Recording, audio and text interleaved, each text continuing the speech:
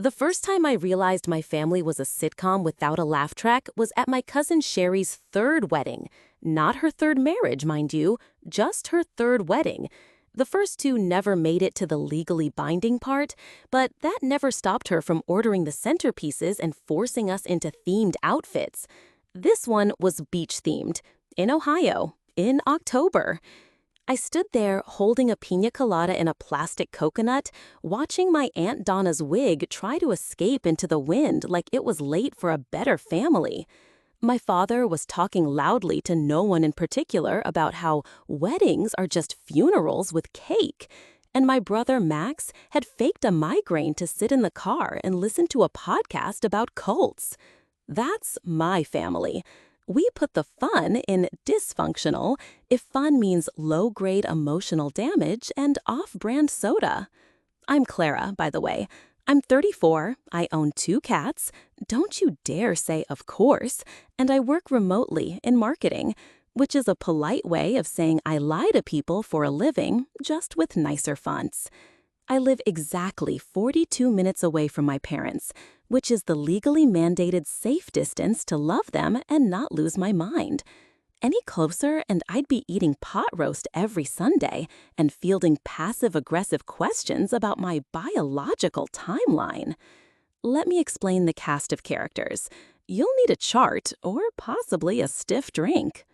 Mom, a Pinterest board of a woman with a martyr complex the size of Nebraska. She communicates exclusively through sighs and casseroles, and she thinks therapy is a scam invented by the Jews and the Democrats. Her words, not mine. Dad, a man who thinks feelings are optional and lawn care is a competitive sport. He expresses love through acts of service, like fixing your car or aggressively vacuuming behind your feet. Max, my older brother, a man with 3 degrees and 0 self-awareness. He's allergic to confrontation and has been about to start his novel for 8 years. Max once broke up with a girl via Google Doc. He's the family's golden boy because he accidentally became a dad at 23 and stuck around. Mom calls him responsible. I call him a cautionary tale with a mortgage. And then there's me, the sarcastic spinster. I get called independent with a tone that suggests I'm 5 minutes away from adopting a 3rd cat and starting a blog about scented candles. I'm fine, thanks. I'm not bitter. I'm just realistic and mildly lactose intolerant. It all came to a head last Thanksgiving. You know, the holiday where we celebrate colonialism with carbs and pretend we like each other. Mom decided we were doing a traditional, intimate family dinner. That meant 14 people, 3 folding tables, and 1 poor turkey that died for a cause it would have definitely not supported. I arrived 10 minutes late, on purpose. It's an old family tactic. Don't be early enough to be roped into setting the table, but not so late that you get a reputation. Max was already there, wearing a sweater that looked like it was designed by a blind alpaca. His daughter, Lily, was nose-deep in her phone, and Mom was already 2 glasses of box wine into the day. "Clara," Mom said, her voice high-pitched and fake like she was auditioning for a toothpaste commercial. "You made it?" "I did. I brought wine," I said, holding up the bottle like an offering to the gods. She took it, gave the label one of her disapproving squints, not Merlot, tisk tisk, and put it on the sideboard, probably to re-gift later. Dad was carving the turkey with the intensity of a man defusing a bomb. "Bird's dry," he muttered, every year like clockwork. "Don't you dare," Mom snapped. "It's dry, Carol. I need water just looking at it." And then we were off. The show had begun. Dinner started civilly enough, for about 4 minutes. Sherry was regaling the table with tales of her spiritual rebirth since meeting husband candidate number 3, who sold crystals online and called himself a vibrational healer. Uncle Pete was asleep in the recliner. Lily was now under the table, possibly out of protest or maybe just better Wi-Fi. And then Mom turned to me with that loaded smile. You know the one. The "I'm about to ruin your night, but I'll pretend I'm just asking" smile. "So, Clara, Are you seeing anyone? I took a long sip of wine and tried not to sigh too hard. Nope, just me and the cats. Still? Yes, still. Unless you know any eligible men who enjoy sarcasm and minimal emotional investment. Dad snorted into his mashed potatoes. Max gave me a sympathetic look, which I hated more than the question itself. Sherry started to say something about manifesting abundance, but I cut her off with another swig of wine. I don't get it, Mom said. You're smart, you're attractive. Why is it so hard? It was said with genuine confusion, which was somehow worse than judgment. I don't know, Mom. Maybe it's my sparkling personality. Or maybe it's because I value my peace more than mediocre sex and joint checking accounts. Max choked on his stuffing. Dad looked like he wanted to be anywhere else, preferably behind a lawnmower. After dessert, which was mostly whipped topping and lies, I escaped to the back porch. The air was cold, crisp, and blessedly free of small talk. I lit a cigarette, one of the secret ones I keep in the glove compartment for emergencies and family functions. Max joined me after a minute, holding a mug of decaf like a peace offering. You okay? I shrugged. Define okay. He sat down next to me, letting the silence settle like a blanket. Max has always been the quieter one, more tolerable, probably because he learned early how to nod and blend in like a beige wall. I think they just don't know what to do with you, he said. What does that even mean? I mean, you're not what they expected. You didn't follow the script. Marriage, kids, house. You zigged when they wanted you to zag. I looked at him, the man who'd done everything by the book and still seemed vaguely hollow. Yeah, well, the script sucks. He nodded. It really does. We sat there for a while, the two disappointments, in different fonts. Me, the rebellious spinster, him, the reluctantly dutiful son. Lily hates me, he said after a bit. She's 13, that's her job. No, I mean, I think she sees right through me. She knows I'm faking it. I looked at him, really looked, for the first time in a long time. Welcome to the club. It hit me then, this strange little truth. We're all faking it, all of us, trying to fit into roles we never auditioned for, reading lines we didn't write, hoping the audience claps at the end. And maybe that's family, not a place to belong, but a group of people you're stuck with who occasionally hand you pie and trauma in equal measure. I went home that night and fed the cats. They greeted me like I was the center of the universe, or at least the source of tuna. I poured myself another glass of wine, sat on the couch, and let out a long, ragged sigh. I thought about calling my mom. I didn't, but I thought about it, and that's something. The next day, Max texted me. Want to get coffee? No family, just us. I stared at the screen for a full minute, then typed back, only if I can mock your sweater again. Deal. Maybe that's how it starts, not with big breakthroughs or teary reconciliations. Just small things, honest conversations, mutual cynicism, and sweaters. Because if you can't laugh at your family, you'll probably end up crying into a bowl of stuffing and watching holiday reruns with a bottle of Merlot. So yeah, that's my family. A collection of well-meaning weirdos stumbling through life and calling it love. We're not perfect, we're not even functional, but we're here, and sometimes that's enough. Now, if you'll excuse me, I have to call my mom and lie about how good the turkey was. It's tradition. I didn't actually call Mom that night, but I did dream about her. In the dream, she was stirring a pot of gravy the size of a hot tub while berating me for not freezing my eggs. Meanwhile, Dad was mowing a lawn made entirely of carpet. Max was just sitting on the couch, wrapped in a blanket that said passive aggression in bold cursive. Therapists would have a field day. I met Max for coffee 2 days later.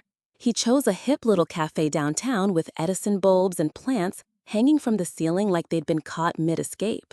The barista was wearing a beanie and what I think was erotic eyeliner. You realize we're the oldest people in here, right? I said as I sat down. Max glanced around. They probably think we're here to gentrify the place. Good. I hope they're scared. We both ordered overpriced caffeine and pretended to read the menu like we were considering something new. We weren't. So, he said, I told Lily I was coming here, and she said, and I quote, "Tell Aunt Clara she's iconic." I blinked. Are you sure she wasn't being sarcastic? With Lily, who knows? But I choose to believe it. We sipped our drinks in silence for a moment. It was companionable, like two survivors recounting a war they didn't remember signing up for. You ever think about cutting them off? I asked. The family, I mean. Max didn't even hesitate. Twice a week. But I don't. Not for some noble reason. Just because it sounds exhausting. All that emotional paperwork. I laughed. Exactly. You don't really cut off family. You just mute them and hope they don't notice. He stirred his coffee like it had offended him. I think I used to want their approval. Then I downgraded to tolerance. Now I'm just hoping they forget my birthday. They never forget your birthday. That's the problem. They'll remember it just enough to send a passive-aggressive card about how you never call. We both snorted into our mugs. There was something comforting about mocking the dysfunction. Like putting glitter on a turd. It still stinks, but at least it sparkles. A week later, Mom texted me. Dinner next Sunday? Just us. Which, of course, meant not just us. It meant Dad and Max and probably a surprise guest or two. Maybe Sherry and her latest life coach, or Aunt Donna and her traveling wig collection. I replied, sure. What time? 5. Don't be late. Love you. That last part always came with a little punch. Love you. Said like a command, not a sentiment. Love you, no matter how infuriating you are. Love you, even if I don't understand you. Love you, because I have to. Still, I went. Of course I did. Because despite everything, some gravitational pull drags you back to the table, like a planet caught in orbit around a very judgmental sun. When I got there, the first thing I saw was Mom's guest napkins, which only came out for occasions when she was trying to look more put together than she felt, a telltale sign. Hi, sweetheart, she said, hugging me too tightly and for slightly too long. Hey, Mom, what's the occasion? Oh, nothing special, she said. I just thought it would be nice to have a real family dinner, like old times. Old times, when I was 17 and sneaking vodka into my water bottle just to survive the endless dinner lectures. Yeah, good times. Max arrived 10 minutes later, late enough to avoid prep, but early enough to not trigger Mom's emotional sirens. Lily came with him and said hi without looking up from her phone. The food was good, of course it was. Mom always cooked like she was trying to win us back. Some part of her seemed to think that if the gravy was just right, we'd all forget about the decades of unspoken disappointment. Clara, Mom said, cutting into her roast, you remember the Shelleys, right? I paused mid-bite. Barely. Why? Their son is single now. He's in real estate. Mom. I'm just saying, you're not getting any younger. Neither is cheese, and it's still delicious. Dad snorted into his water. Max looked at me with that expression that said, I wish I could help you, but I'm just as trapped here. Mom pressed on, unfazed. I just don't want you to end up alone. I set my fork down. Mom, I am alone, and it's fine. I like my own company. I don't have to compromise on snacks or temperature control. But don't you want someone to take care of you? Mom, I can change a tire, unclog a drain, and do my own taxes. I don't need a man. I need noise-canceling headphones and better boundaries. The silence after that was deafening. After dinner, I helped clean up, because that's the trap. No matter how angry you are, you still rinse the dishes. Mom washed while I dried. You don't have to be so defensive all the time, she said. I'm not defensive. You're holding a fork like it insulted your cat. I looked down. Okay, she had a point. I wish you saw that I'm happy, even if it doesn't look like what you expected. She sighed. It's not about being disappointed, Clara. It's just hard, watching your child make choices you don't understand. I handed her a plate. It's hard being the child who has to make them. We stood there, not looking at each other, the faucet running like a ticking clock. You know, she said eventually, I envy you sometimes. I laughed. You're lying. No, I'm not. You didn't settle. You didn't make yourself small to fit someone else's life. That's brave. I nearly dropped the fork. That may be the nicest thing you've ever said to me. Don't get used to it, she said, handing me a bowl. And just like that, we were back. Not fixed, but functioning. Two complicated women with a dishwasher between them and years of history behind them. Later, on the drive home, I called Max. She said I was brave. Is she dying? Nope, I checked. He chuckled. Well, I'm glad. It's about time someone acknowledged the obvious. Don't start. I mean it. You've always been the one who didn't fake it, who didn't fold. I admire that. I didn't know what to say, so I said, You're getting soft in your old age. And you're getting sentimental. Admit it, you like her, just a little. Maybe, like how you like rain from a distance, and only if it doesn't ruin your hair. We hung up, and I smiled. Not a big, life-changing smile, just a small one. The kind you make when things are still messy, but maybe a little less painful than before. I don't know if we'll ever be one of those perfect families. You know the type. Matching pajamas, yearly newsletters, therapy with a punch card. We're more like an old Tupperware set. Mismatched lids, a few cracks, definitely stained, but somehow still holding together. And honestly, that's good enough for me. Now, if you'll excuse me, I have to go text Lily back. She sent me a meme of a raccoon flipping a pancake that says, "Me pretending to care at family functions." Maybe there's hope for the next generation after all.